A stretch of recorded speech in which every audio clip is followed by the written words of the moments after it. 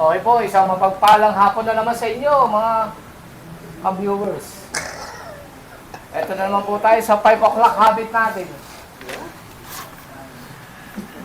Sisimulan na naman po natin. Sisimulan na naman natin ng magandang kwentuhan. Makinig at manood po. Huwag kayong aalis.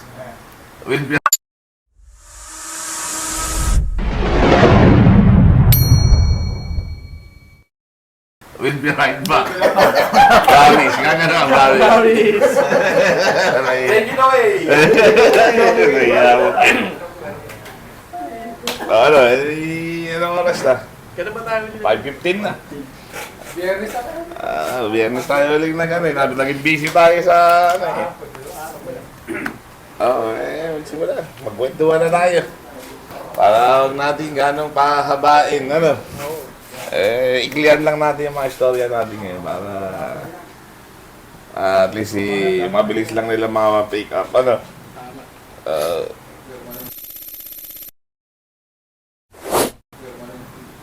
Ano ba gusto yung istorya ngayon? Kahit ano, basta... Huli, tungkol sa mag-asawa ata. Ang natanda mo. Dalawang topic sa Wala bang kanin tulad ng pancake? Baka magkaroon tayo sa mga susunod na balon. Tingnan natin kung mahalin tulad natin yung mga istorya ngayon. Baka pwede ano. Nabuhay yung mga ano dun eh. Subukan natin. Marami mag-asawa yun. Magka-pancake, mag-asawa yun. Marami Di ba? sumubok eh. Marami sumubok ng pancake. Nagkaabusan ng pancake. Marami nakarelate ka na. Marami nakarelate sa pancake.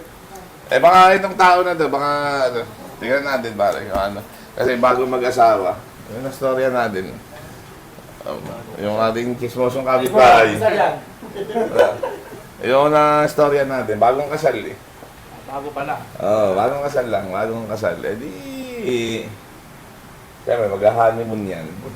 Ulot ka. Ayan. Natural naman yan. At lahat na may mga mag-aasawa ay daraan dyan. Siyempre, yung babae, unang gabi, nahihiya eh. Naka-robe pa eh. Paglabas na ano eh. Kailangan to. Siyempre, sabi ni Mr. Huwag ka na mahiya tayo yung mag-asawa. At tayo yung magsasama na naman habang buhay. Di ka na. Ginawa ng babae, tinanggal na. Di napabaw yung asawa, siyempre. Unang gabi nila eh, wow! Sabi ng mister, pwede ko bang kunan ng picture? Sabi ng mister. Sabi mo, bakit? Bakit? Parang laging dalat, laging kasama sa puso ko. At hindi ko malimutan ang unang araw na ito. Hindi pumayag naman yung babae. Yung lalaki naman na nag-CR. Paglabas, naka-robe din. Nahihiya din ba? Nahihiya din. Sabi ng babae naman nagsabi, tayo na may mag-asawa. Baka huwag ka na mahiya. Tanggalin mo na yan. Di tinanggal na ano. Tinanggal na ang lalaki yung robe. Sabi ng babae, pwede ko rin bang picture at? Sabi ng lalaki, bakit? Para mapa-enlarge ko. Pancake ang kailangan ito. Kaya yung tanong mo pare kong ano, baka Pancake ang marami talagang may kailangan ng pancake yan. Connected pala. Yali ako sa palengke. Tumaas na yung isang box ng Ang dami nag-hoarding pare. Ang dami nag-hoarding ng pancake. pati yung mga rin. Nagkakausan. pa-entered pa. Tigilan natin yung mga mag-asawa na yan. Para may relax. Bakit daw yung picture eh? Ano kayo, gusto ko magnify. Kaya pala yung bilya ng pancake sa may Ibanez ko. Sa may kanto ng stock school. Kanina maaga nagkaubusan. Ubus. Lagi niya yung... Dapat bibili ako, wala na ako inabot kanina. 8 pa lang. Parang araw-araw mo pancake pare. Parang naghahabol na. Ilan ba binibili mo ka? 7. At saka nagtaas pare, yung mga dating 10 pesos, 15 na ngayon eh. Hindi man. Hindi man, yung pancake yan. Ilihim ko na pagbili. Iniuutos na lang sa bata. Para hindi halata.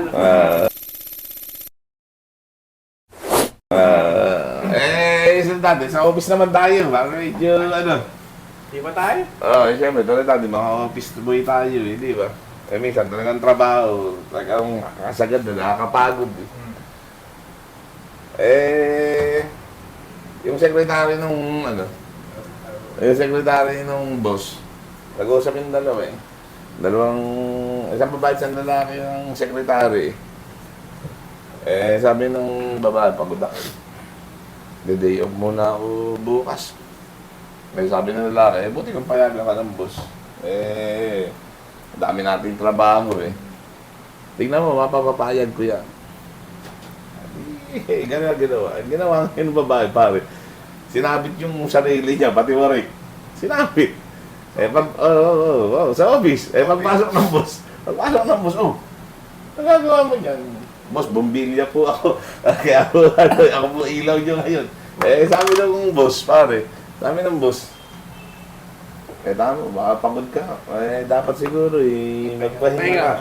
Baka pagod na yung ginagawa. Baka ka nagit magpahinga, mag-day off ka bukas. Gumagano'n pa doon sa lalaki. Taas-taas makakilay. Sabi ko sa inyo eh. Mamaya, habang lumalabas yung babae, pinag-day off na eh. Eh, magaling din yung lalaki, pare. Hindi magpapadami, kailangan din mag-day off nun. Eh, pag habang lumalabas yung babae, pare, sumunod yung lalaki. Sumunod yung lalaki. Oh, saan ka pupunta? Alis na din po. Bakit ka alis? Eh, hindi ko po kaya magtrabaho sa dilim eh. Wala yung problema, pare. Wala yung ilaw eh. Hindi nagpataig ang po. Alis na mo. Bakit ka alis? Eh, hindi ko po kaya magtrabaho sa dilim eh. Tama ka, di nga, diba? Tapos magaling yung lalaki, hindi na sumabit, pare. Ba't ako tatrabaho sa dito? May makauwi na rin. Tama. Kaya magaling ko asawa. Ganyan mga kapatid, may mga natututunan tayo, pare. Itong pangatlo, pare.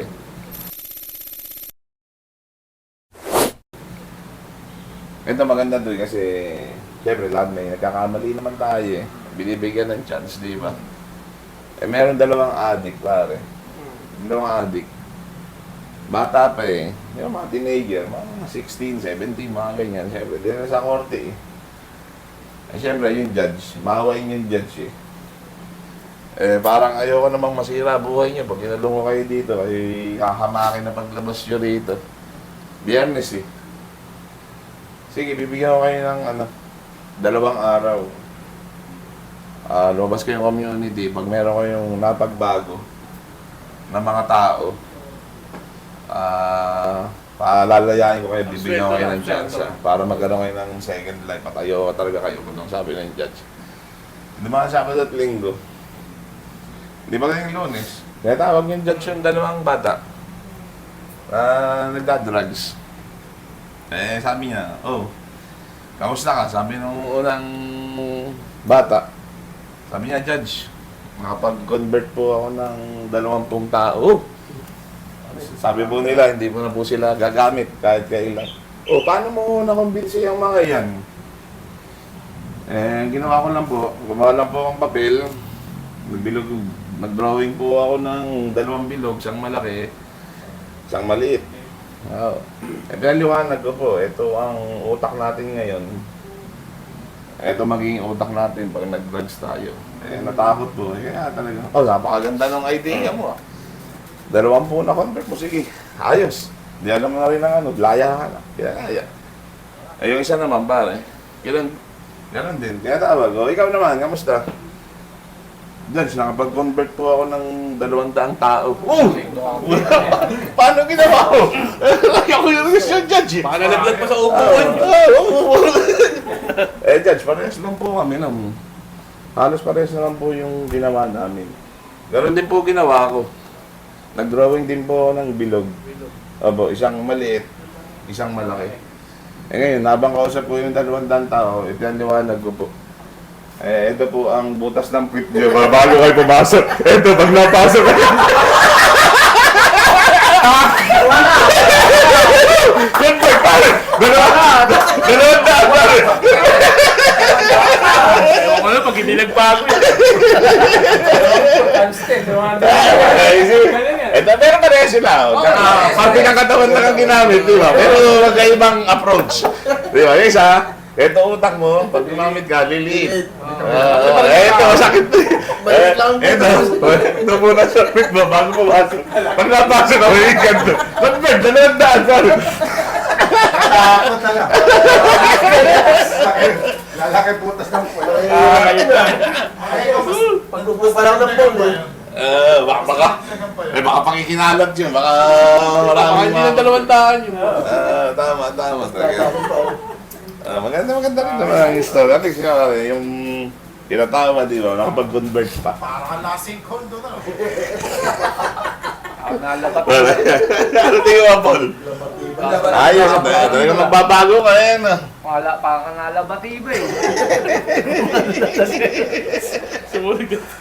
Kahit na.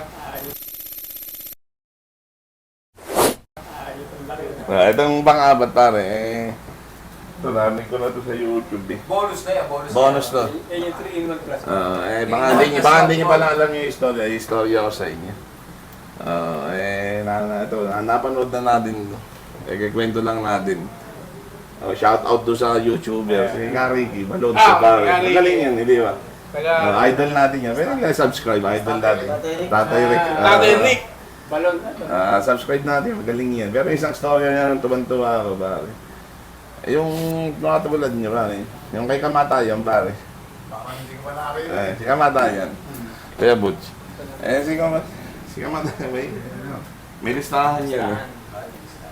May listahan yan eh. Kunyari, ikaw, Noy. Ikaw na yung nasa una eh. Una niyang kukunin eh. Ayan, Noy. Di, eto na ngayon. Eto na ngayon, pare. Kinatok ka na sa bahay. Pagkatok sa bahay ni Noy, pare. Pagbukas niya, nagulat. Siyempre. Kamatayan. Pero hindi na... Sinusundo. Hindi nasira akong posture, pare. Sabi niya, alam ko pong mangyayari kung ba't kayo narito. Pero pwede po bang humingi ng humingi ng konting oras lang. Kasi po, meron akong pinatagal na alak dyan. Mahal po nun, napakasarap. Gusto ko na uubusin ko na, inumin lang po natin. Samahan niyo na po, sabi kay Kamatayan. Kasi, nagisip pa nga, 1 bote lang naman eh. Habang dalawa sila, nag-iinom sila. Binigyan po lutan. Dinadaya niya, no pare? Dinadaya ni Noy. Nilalasing pare. Nilalasing si Kamatayan. Sarap pala rito, sabi ko Kamatayan. Nangyari pare, nadaya. Nalasing. Nalasing. Natulog na yung Kamatayan. Natulog. Ang ginawa ngayon ni Noy, alam doon naman pupunta eh. 200 yung listahan eh. Ang ginawa ni Noy pare, nilagay sa ilalim. Pinanghuli. Snowflake eh. Nilagay kayo 200, Noy. Sabi niya, siguro abuti naman itong mga 3 buwan. At kasi bago maulit sa dito. 200 listahan pare. Bago masundo nito araw-araw. Hindi mga 3 buwan yan pare. Ito na ngayon. Nagising na si Kamatayan. Pagising niya, medyo masakit pa kami. Ano pa eh, kasi may trabaho eh. May gagawin nga pala ako. Pero sa tuwa niya, ito pala sino, napakabait pa ng tao. Talaga palang inistima ako, pagpasok, hindi natakot sa akin, nabag-inuman pa. Dahil sa kabaitan ko nito, ang gagawin ko ngayon, uunahin ko yung sa ilalim. Huli ka rin.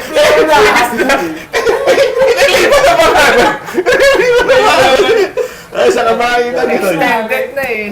Ayos na dapat. Sa kamaitan. Unahin ko yung sa ilalim. Hindi mo magsisimula sa ilalim pa tayo. Sana lang. Sana lang sino, pa-stock pang alak mo. Ngayon, di mo na alam yung iniisip, pare. Pabigla nagluto ng ano yun. Pabigla nagluto ng sinigang yun. Wala yung... Matanggal hangover to. Baka sakali pa bago pa. May stock pang alak, sweldo ka uli yun. Sa kabaitan ni Noy, ihuli ko na siya. Ililipas. Doon ako magsisimula sa ilalim. Hindi ka Kamatayan, sundutin. Tanggal na hangover. Yung buhay yan. Ano po, naayos na ha? Ayos. 4 na. Ang nagagawin natin ngayon.